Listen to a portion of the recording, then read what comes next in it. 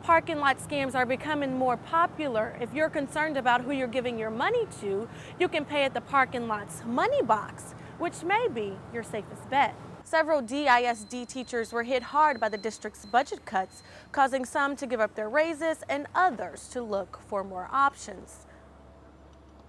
Reading with your children is key to their development, but there are also other routines that can be beneficial. If the school's new drug policy is implemented, those students planning to drive to school will be required to take a drug test. The next court appearance for all 7 suspects will be scheduled for next Friday here at the Federal Building. Pleas of guilty or not guilty will be entered and the court will decide bail. Shalisha Galloway, SMU TV. Mansfield police are investigating the murder of a teen and may need the public's help. The body of 18-year-old Danny Ramsey was discovered early Monday morning in the parking lot of a Mansfield Target store. Ramsey's father said the teen worked at the store and was dropped off by his girlfriend hours earlier to meet up with friends. That's when the sheriff's office told him his son had been shot. He was stubborn at times, but he was getting his life together and found him a job, and got him a girlfriend. Mansfield police hope that the parking lot surveillance video will help lead to an arrest. But in the meantime, if you have any further information about what happened here, you are urged to call the Mansfield Police Department. Shalisha Galloway, Fox 4 News. A local high school graduate died Tuesday after suffering heart and lung failure during a snorkeling trip near Cancun. Lisa Chung and a group of friends were on a post-graduation senior trip when the catamaran they were on started sinking. When it starts taking on water, I just noticed that people are just jumping off the boat. The captain of the boat ordered people to grab a life vest and jump off to safety. Chung and Daly jumped, and a crew member extended a rope that was tied to the sinking catamaran and a rescue boat. Both girls grabbed a hold of the rope. I'm just dangling on the rope, and then I just fell. And I think Lisa wanted to help me, so she got off the rope as well. And the next thing I know is that a boat is on top of us. They were run over by a rescue boat.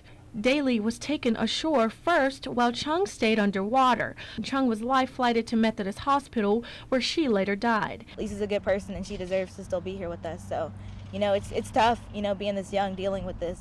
A vigil for Chung will be held at South Grand Prairie High School tonight at 8:30 and Friday at 7:30.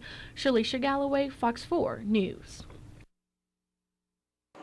Warm hugs and smiles greeted soldiers as they arrived at DFW Airport Thursday afternoon. They were deployed to Saudi Arabia last November in support of the global war on terrorism. They toured the country for nearly 7 months. Members of Squadron 136 are happy to be home, and they have just one thing on their mind: cheeseburger, barbecue dinner, a salad. But some just want a little quality time with their family. Just ready to get home. We got a lot of people around, and everybody's anxious to see their families. I'm anxious to see mine. I guess we're not getting luggage.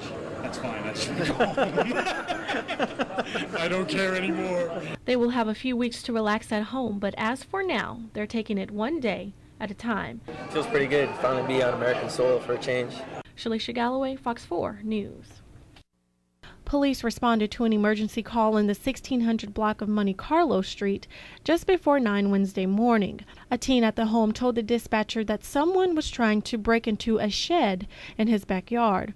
Police said they had no choice but to use deadly force when they arrived at the scene. One of the suspects pointed a gun at our officer.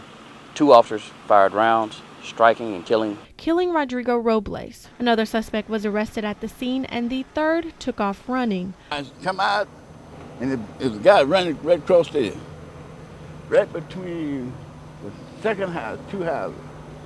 And he was running too. Dozens of officers searched the area for that man. They did not find him and are still looking for him tonight. Shalisha Galloway, Fox 4 News. An Austin appeals court cleared the way for DNA testing in the Darlie Routier case, and she has another chance at proving her innocence. Routier's on death row for the 1996 killing of her 2 sons in their Rowlett home. She denied being responsible for the stabbing deaths of 5- and 6-year-old Damon and Devin Routier, and has maintained that an intruder killed the boys and left her wounded. Routier's attorney says that DNA testing on bloodstains and hairs found at the scene could possibly prove there was, in fact, an intruder. We're getting to test some blood evidence for more particular, specific criteria to see if it belongs to someone outside the Routier household, as well as some a pubic hair and a facial hair for the same information, and determine whether 2 or more of these may have matched up with an individual who shouldn't have been there at the time of the crime. Prosecutor Toby Shook doesn't think DNA testing will prove anything. I don't think it's going to make any difference in the world. This isn't the kind of evidence that will exonerate Darlie Routier, no matter how it comes back.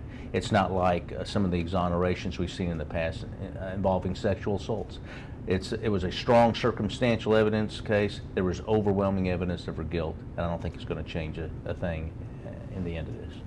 Routier's previous appeals to the court were denied, but state law allows for post-conviction DNA testing in some cases. Routier's mother is optimistic. It's a start, and I think it's the beginning of correcting a terrible wrong that's been done to my daughter.